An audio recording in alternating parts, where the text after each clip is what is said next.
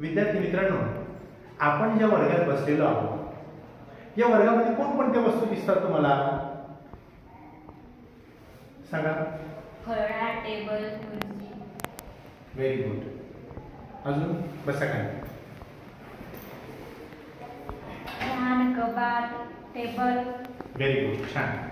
मग आपल्याला आजूबाजूला ज्या दृश्य स्वरूपाच्या वस्तू दिसत आहेत या सगळ्या वस्तू आपण निसर्गाच्या माध्यमातून तयार केलेल्या आहेत. उदाहरणार्थ मला घर बांधायचं असेल, त्यासाठी मला घर बांधण्यासाठी हा रूम बांधण्यासाठी काय काय वस्तू लागतात सांगा बरं? काय काय वस्तू लागल्या असतील? कोण सांगतं? का सांगा?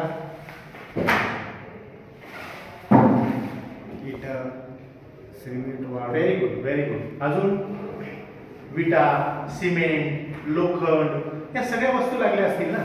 मग या वस्तू आपण निसर्गाच्या माध्यमातून प्राप्त करत असतो आणि त्याच्यावर काही प्रक्रिया करून एक छान असं दृश्य आपण तयार करतो. उदाहरणार्थ घर, हा टेबल, खुर्ची. मग आता निसर्गामधून मिळालेल्या ज्या नैसर्गिक वस्तू आहेत त्या वस्तूपासून प्रक्रिया करून आपण वेगवेगळ्या वस्तू बनवत असतो आपल्या स्वतःच्या सुखासाठी. मग आपल्या मानवाच्या काही मूलभूत गरजा आहेत तर त्या गरजा भागवण्यासाठी माणूस दैनंदिन जीवनामध्ये प्रयत्न करत असतो. मानवाच्या मूलभूत गरजा कोणत्या? कोण सांगतो? सांगा. अन्न, वस्त्र, निवारा, आरोग्य आणि शिक्षण. व्हेरी गुड, छान. अन्न, वस्त्र, निवारा, आरोग्य आणि शिक्षण.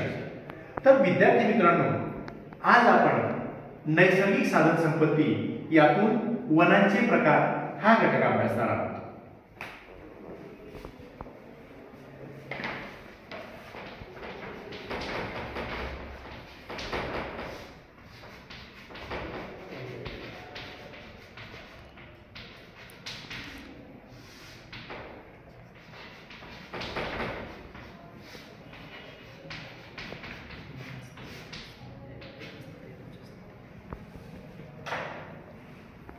तर विद्यार्थी मित्रांनो, आता आपण वनांच्या संदर्भात अभ्यास करूया. आपल्याला वनांपासून काय काय मिळतं किंवा जंगलांपासून काय काय मिळतं सांगा? काय मिळतं? व्हेरी गुड, सांगा. वनांपासून आपल्याला औषधे मिळतात. Very good. लाकूड आहे. लाकूड. अजून कंदमुळे आहे. व्हेरी गुड, छान छान उत्तर दिलं. बसा खाली. अजून कोणाला उत्तर येते? अजून प्रयत्न करा. काय काय मिळतं आपल्याला वनांमधून किंवा जंगलाच्या माध्यमातून? काय काय मिळतं? डिंक मिळतो, वन औषधी मिळतात, फळं मिळतात, फुलं मिळतात. या सगळ्या गोष्टी आपण वनांच्या माध्यमातून प्राप्त करत असतो. मग आता वनाच्या माध्यमातून जशा वस्तू मिळतात तसे विविध प्रकारच्या वायू सुद्धा मिळतात. मग वनांच्या माध्यमातून किंवा निसर्गाच्या माध्यमातून आपल्याला कोणकोणते वायू मिळतात सांगा बरं? सांगा. ऑक्सिजन वायू. ऑक्सिजन. Very good. अजून बसा खाली. कार्बन डायऑक्साईड, ऑक्सिजन, नायट्रोजन हे सर्व गॅसेस आपल्याला निसर्गाच्या माध्यमातून मिळत असतात. तर विद्यार्थी मित्रांनो, ऑक्सिजनला प्राणवायू का म्हणतात सांगा बरं? ऑक्सिजन या वायूला प्राणवायू का म्हणतात? करा प्रयत्न थोडासा. का म्हणतात? तू सांग बरं. कर प्रयत्न.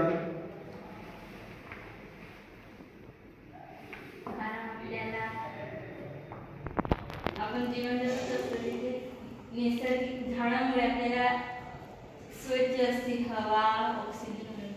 अगदी बरोबर, छान प्रयत्न केला. अजून? कारण आपण ऑक्सिजन घेतल्याशिवाय जिवंत राहू शकतो का? नाही.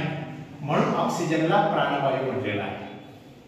मग आता वनांमुळे कोणकोणते फायदे होतात? वनाच्या माध्यमातून कोणकोणते फायदे होतात सांगा बरं?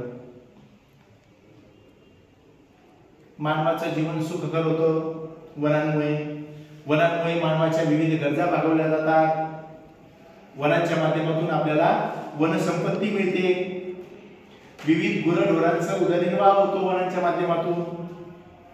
आपलं संरक्षण वनांच्या माध्यमातून होत असतं. असे विविध फायदे होत असतात. मग आता वनांचं महत्त्व पटवण्यासाठी एक शिक्षक म्हणून तुम्ही काय उपक्रम सुचवाल? शाळेमध्ये कोणकोणते उपक्रम सुचवू शकतो आपण? सांगा. झाडे लावायला लागू प्रत्येकाने. Very good. झाडे लावा झाडे जगवा ही मोहीम आपण राबवू शकतो. अजून वृक्षदिंडी काढू शकतो आपण गावातून जनजागृती म्हणून. थोडक्यात आज आपण या वनांच्या संदर्भामध्ये नैसर्गिक साधन संपत्तीच्या माध्यमातून जंगलातून आणि वनातून आपल्याला काय काय मिळतं, त्याच्या माध्यमातून आपल्याला कसा फायदा होतो आणि याची जनजागृती कशी करावी या संदर्भात आपण अभ्यास केला.